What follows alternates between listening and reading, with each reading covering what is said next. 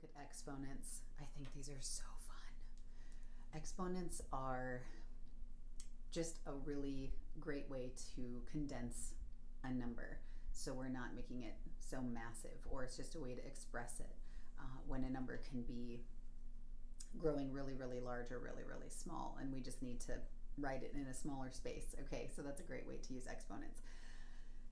There's some rules of exponents that are super great. Anything to the 0 power, no matter what it is 1. So right away, I can just say, well, that's just a 1. So I'm just going to ignore that guy.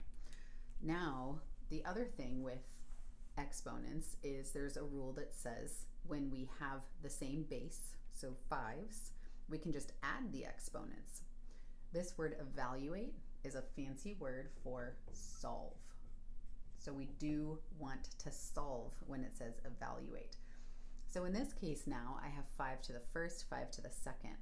Basically, I'm going to add my exponents together to make 5 to the third. But because it wants me to solve it, I need to think, what is 5 to the third? Well, that's basically 5 times 5 times 5. 5 times 5 is 25, times one more 5 is 125. So this is as far as I would go for something like this.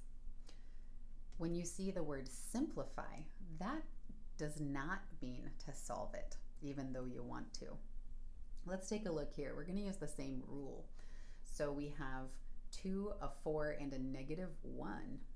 All of these are 3's, which means we can apply our law of exponents that says when they have all the same base, we can just add the exponents. We are not solving this time, though. We're just going to simplify in exponential form. So I already know my answer is going to have a 3 as my base. Let's go ahead and add our exponents straight across. So we have a 2 plus 4 plus a -1. So we have 6 plus a -1 is 5. So our final answer is 3 to the 5th. We don't have to go any further because it just says simplify. These become a fan favorite because they just go really quickly. So hopefully that helps to clarify between evaluate and simplify, but also just a quick recap on how to work with exponents.